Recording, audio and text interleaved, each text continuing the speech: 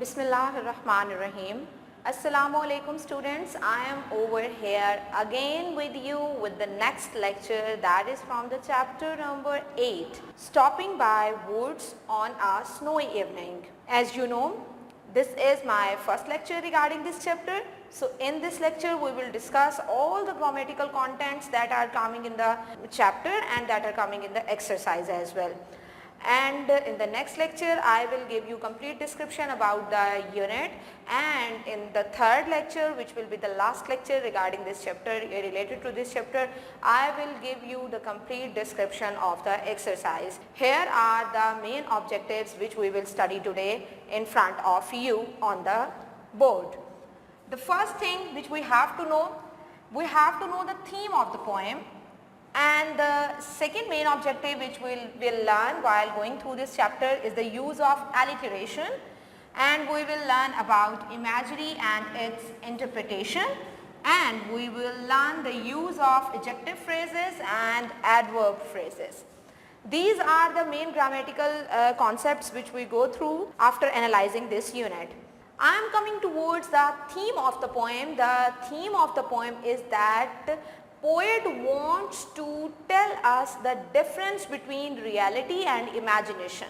The poet is going to say that no doubt nature has a very strong, beautiful and mild impact on our minds, but at the same time when we come in contact with that of nature, then sometimes situation is so worse that we cannot able to handle that situation. In such cases, we have to manage the difference between reality and imagination. When we are thinking that nature is very beautiful and nature always have a soothing impact on our lives, but when we come in contact with nature, sometimes situation goes worse and we are unable to handle it. So always prepare yourself while you are going to be in relation with nature, because nature cannot be as kind as it is looking to us towards human beings. Now I am coming towards the second objective, use of alliteration. This is a grammatical technique and you know about it, but I am going to give you the complete description about alliteration over here on the screen. You can see the first question is, what is alliteration?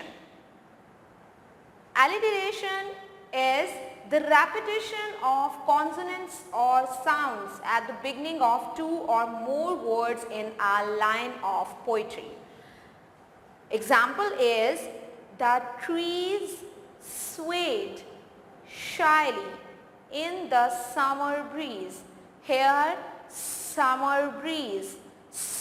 We are going to pronounce sound loudly, and we are going to repeat it to pronounce the word correctly.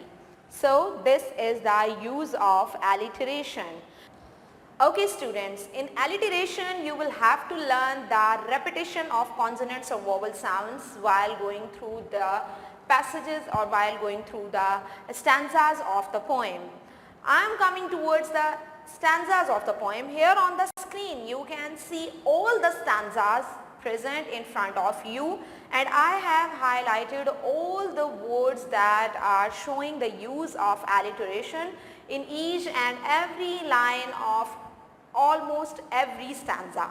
So it will help you to understand the use of alliteration fully and completely, so that you can handle every type of stanza, any type of stanza if it will come in your paper. Now I am coming towards the next grammatical technique. The next grammatical technique is the imagery and its interpretation. Now the question will be the same. What is imagery? Then we will learn the interpretation or use of imagery. Now on the screen you can see the definition with examples. What is imagery? Imagery is the author's use of language that appeals to the five senses in order to help the reader imagine exactly what is being described. It is the use of such words which are going to describe the situation clearly in front of the reader. Yes students, the imagery is the use of such words which can grasp out the concentration of the reader. These words describe the internal effect on the five senses of human beings. Now I am coming towards the interpretation or types of imagery. There are five types of imagery basing upon the five senses. These types are auditory imagery, visual imagery, but here in this poem he has used only two types of imagery over here in this poem. Okay students, in this poem writer has used only two types of imagery, the visual imagery and auditory imagery. Where the visual imagery has been used in the poem and where the auditory imagery has been used in the poem, I have given you the complete description over here on the screen. You can see it and you can take help from it to understand the concept of imagery and to interpret where the use of imagery is present in each and every stanza of the poem. First I will come towards the auditory imagery. Auditory imagery describes the silence or any type of sound. The only other sounds, the sweep of easy wind and downflake, all these type of words are going to create a sense of sound.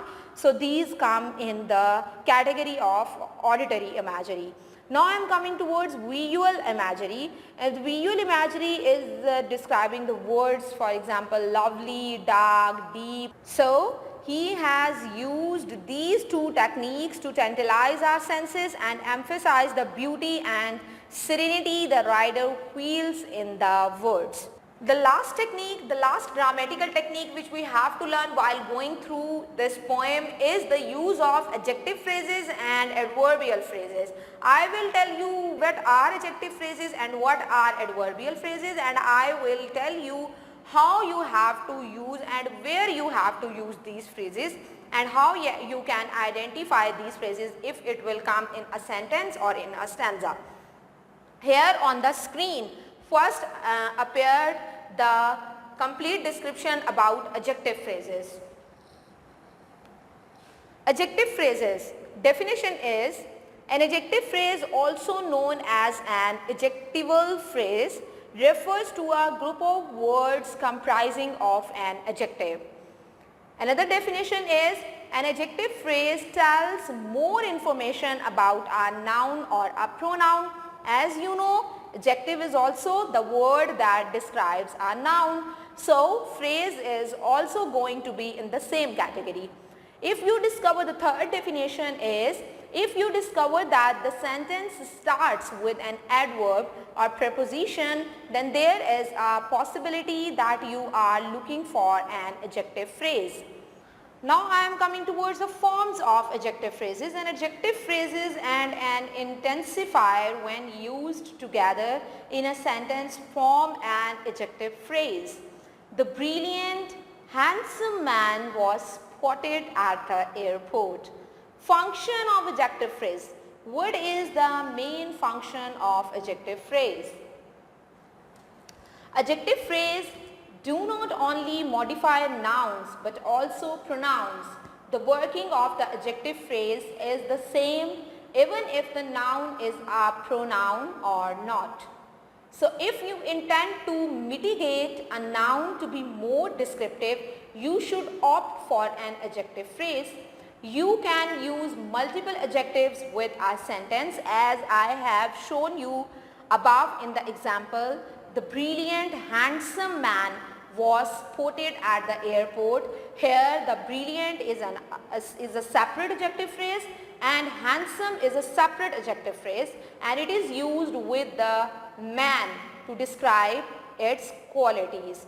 So you can mitigate a noun by either starting a phrase with a preposition or an adverb.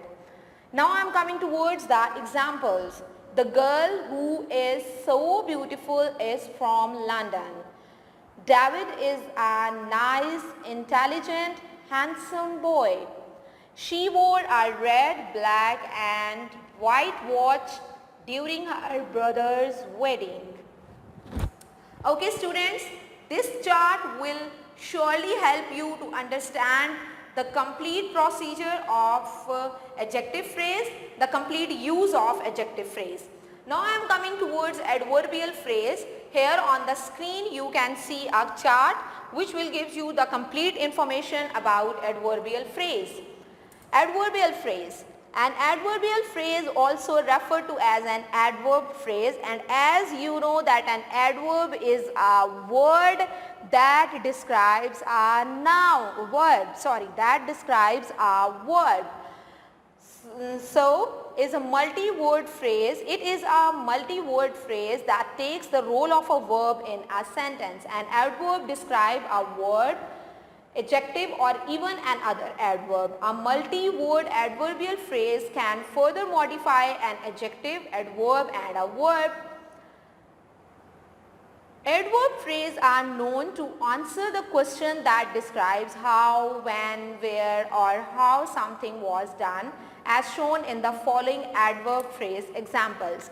Now I am coming towards the examples which will explain this phenomena.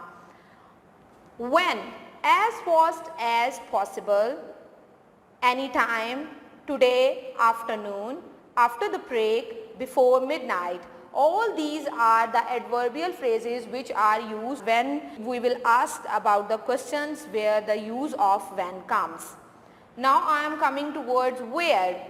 When there is a question in which there is a use of where, then we will use such type of adverbial phrases. At home, around the sun, by the mailbox, under the table and right here.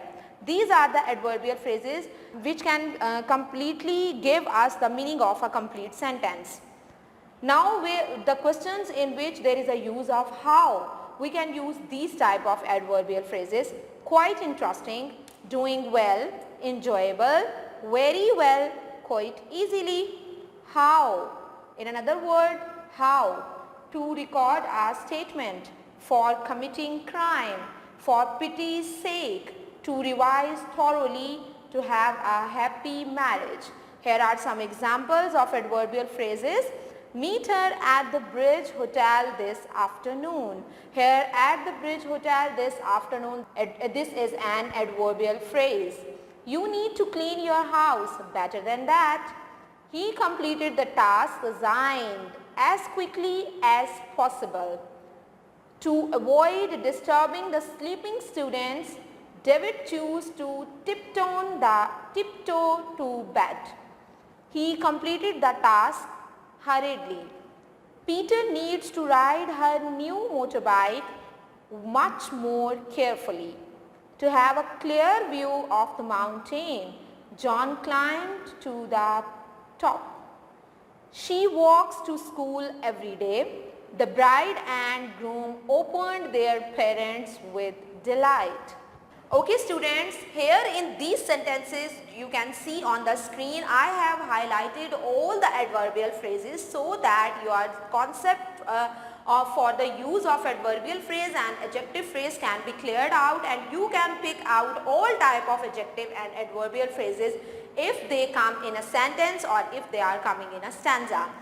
In this lecture, I have given you a complete grammatical description of all the objectives that are related to grammar, and I am sure you will easily learn all these objectives precisely and accurately. In the next lecture, I will give you the complete description related to the unit. Till then, you have to wait for me. Inshallah Ta'ala, we will meet as soon as possible. Allah Hafiz.